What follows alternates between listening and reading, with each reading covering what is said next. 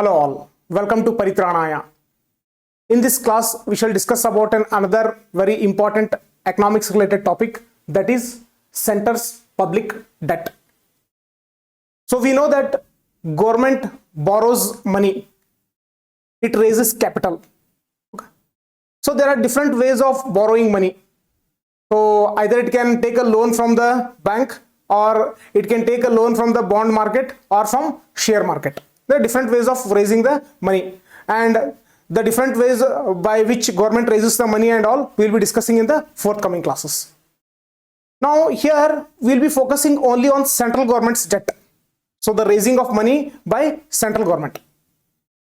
We will not be focusing here of the state government. So central plus state governments together, whatever the debt is there, we call it as general government debt. So general government debt indicates cumulative amount of loan of both center as well as states together. But here we will be focusing only on the central government's debt, and we also call it as center's public debt. Public debt in the sense government debt. Government debt. So whenever we are expressing debt, generally we will not express the debt in absolute terms. So whether debt is 10 lakh crore or 20 lakh crore, we will not express it in terms of absolute terms, but we express it in terms of percentage of GDP. Percentage of GDP. So here India's center's public debt is 53.2% of GDP. So generally it is expressed in this fashion. So why it is expressed in this fashion? Because through this we'll come to know what is whether India has the capacity to pay back its loan or not. So we have already discussed about GDP, gross domestic product, in another class. So if you have any doubts regarding the same, you can revisit that video and watch it once again to understand what is GDP.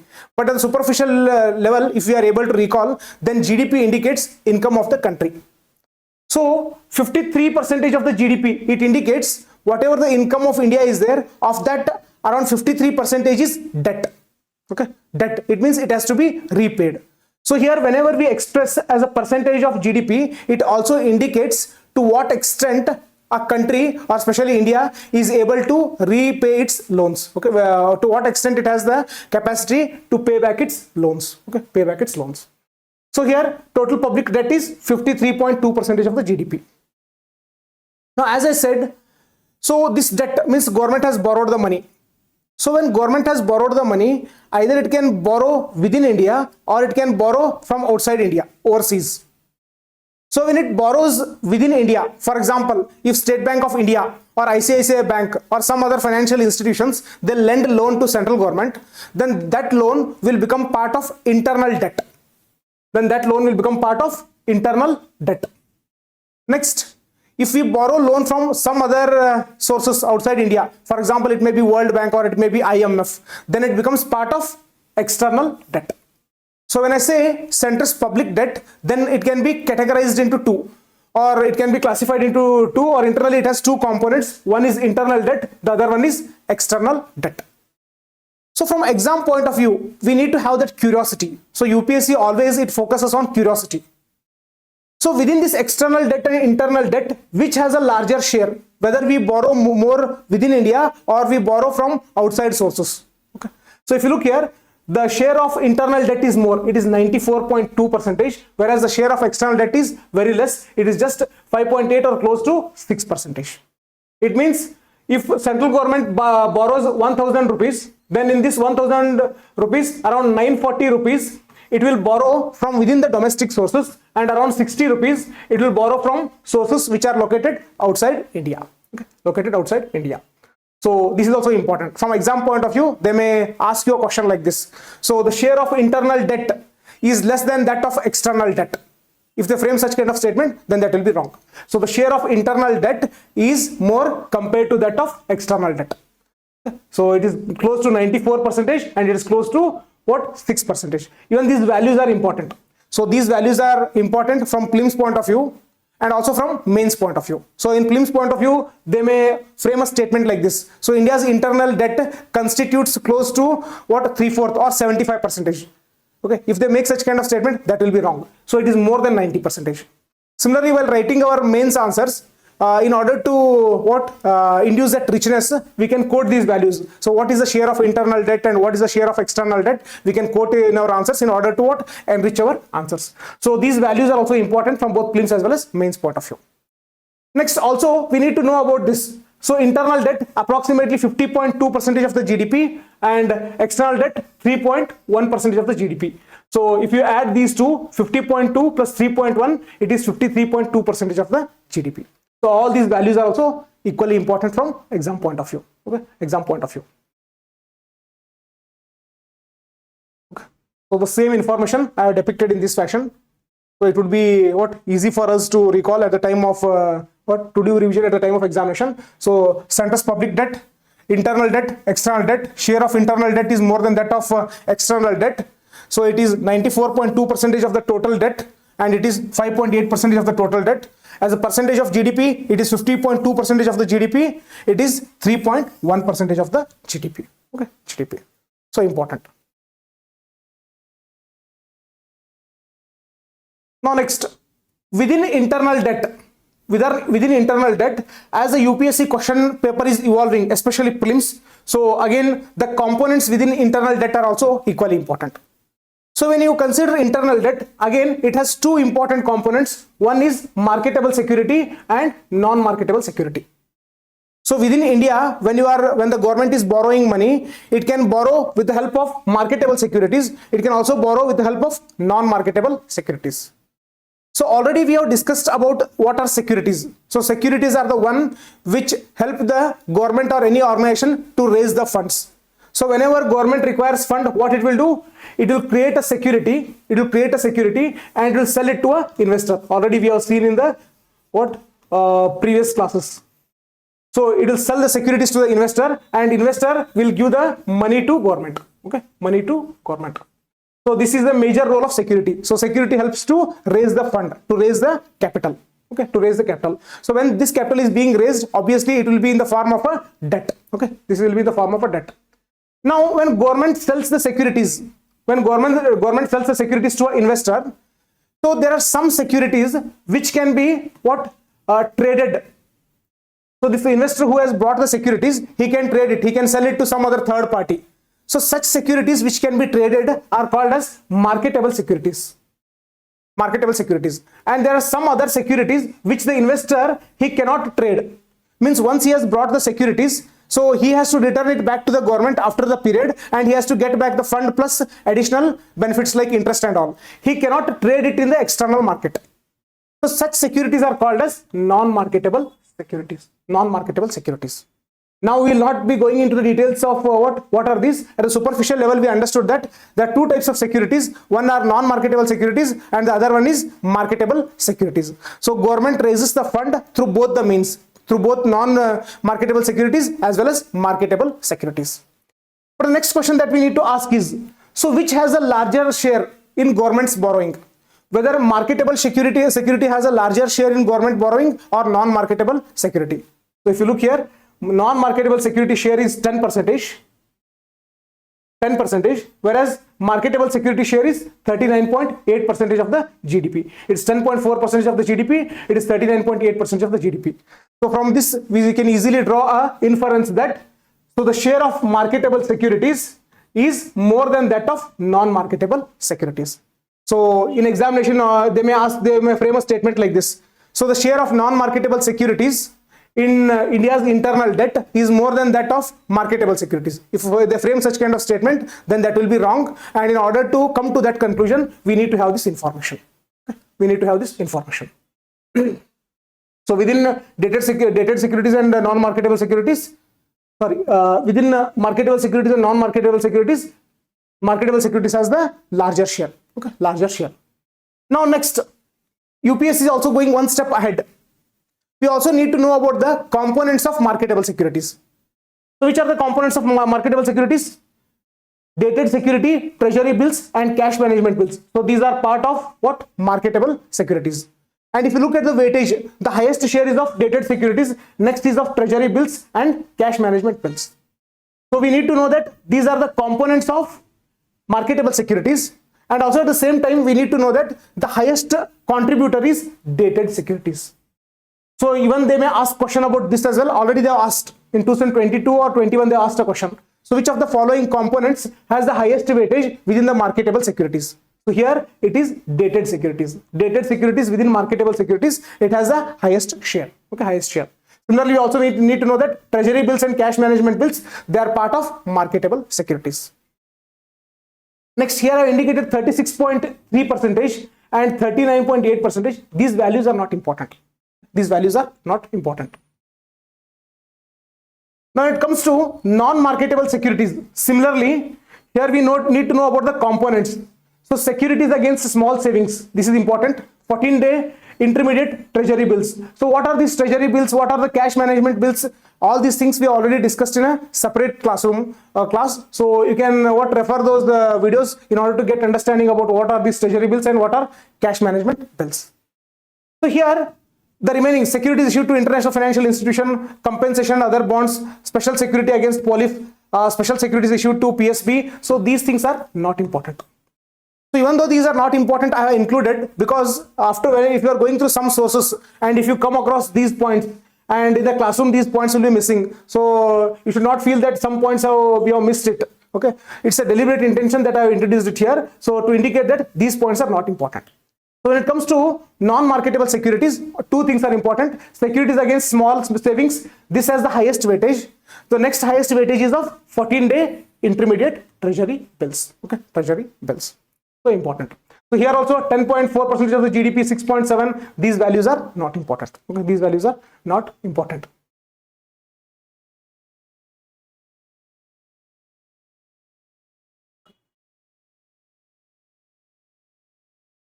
So this will help us to what? This is about external debt, right? Okay. So here marketable securities, non-marketable securities. So within marketable securities, dated securities has the highest share, and within non-marketable securities, securities against against small savings, this has the highest share. So at the time of examination, if we are able to revise these things, then that would be sufficient. That would be sufficient. Next, coming to external trade. Coming to external trade. Sorry, not external trade, external debt. Sorry, not external trade, external debt. So when we discussed about internal debt, we focused only on the central government's debt, only government's debt we focused. But when it comes to external debt, we'll also be focusing on private sector's debt. Okay. For example, if a company like TCS, it also raises fund, it also takes loan. If it takes loan from within India, for example, if it takes loan from SBI or if it takes loan from ICICI Bank, then that is not important for us. But if the same TCS, if it borrows a loan from some other bank which is present in USA, then that becomes important. That is why while discussing external debt, we'll be taking into account both government debt as well as private sector debt. Okay, private sector debt.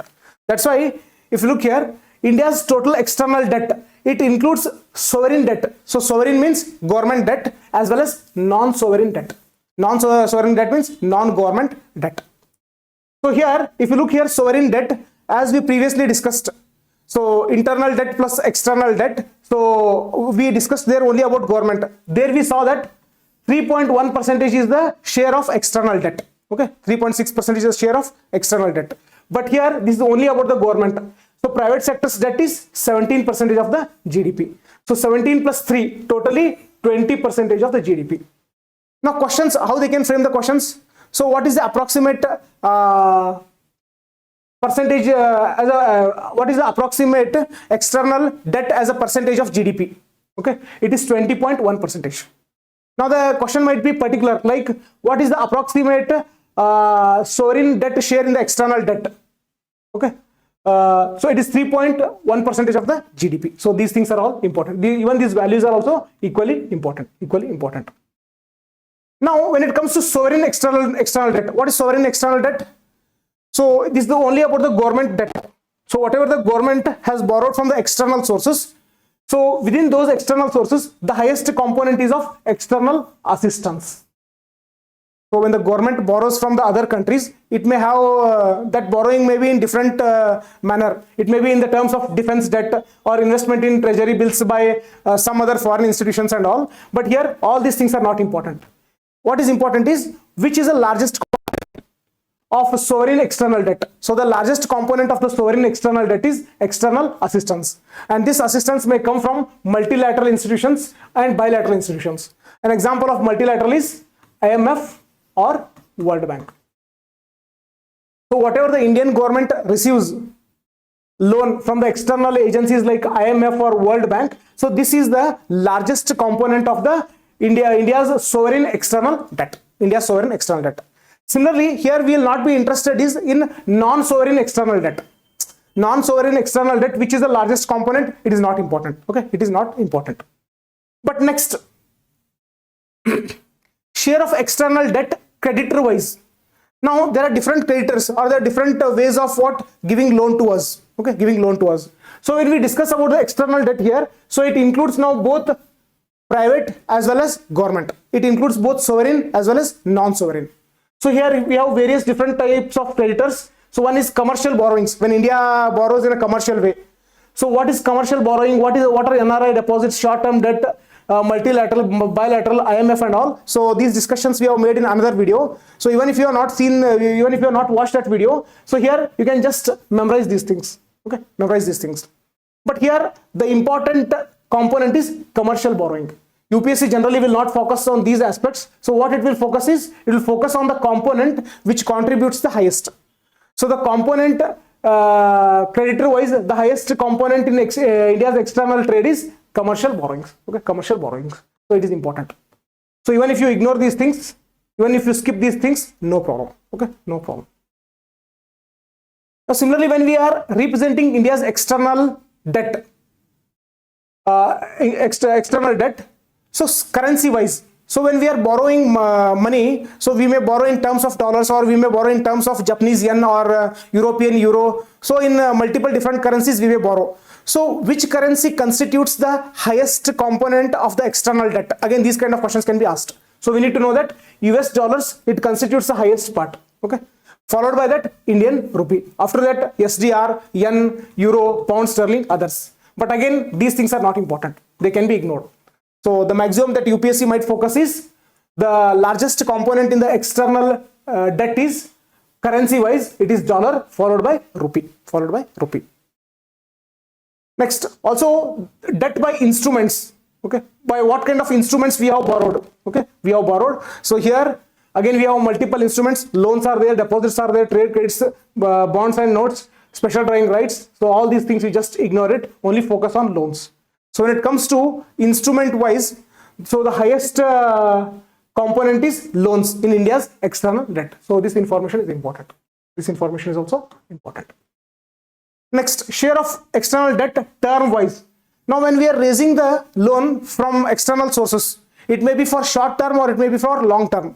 When I say short term, it means we are raising the loan for a short period of which is within 1 year. If it is for more than 1 year, then it will be called as long term.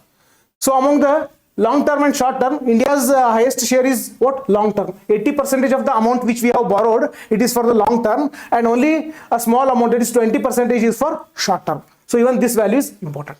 Even this value is important. So now at a time of examination, it will be difficult for us to what? Remember and recall all these components and all, but at least we should be able to revise the things which are present over here. Okay. So here external debt consists of sovereign debt and non-sovereign debt, and we saw that the share of non-sovereign debt is more than that of sovereign debt. And next, component wise, so when we saw various components, it includes both sovereign debt as well as non-sovereign debt together. So here creditor wise, the highest contribution is of commercial borrowings. Currency wise, the highest share is of US dollars. Next, instrument wise, highest share is of loans. Next, when it comes to term, so long term loan has the highest share in external trade compared to short term. Okay, short term loans. So these are the components of external debt. So in today's class we discussed about what? Center's public debt, components of public debt. Within that we saw what internal debt, external debt. We also discussed about components of internal debt and components of external debt. So all these things are important from the exam point of view. So predominantly the information which we have presented here, it will be more beneficial in prelims. In the mains also 1 or 2 lines wherever necessary we can quote the debt as a percentage of GDP. So even in mains also, in order to enrich our answer, this information will be beneficial. So similarly, in the forthcoming classes, we'll be discussing about the other important topics related to economics. For all our further updates, subscribe to our channel and hit on the bell icon. Thank you.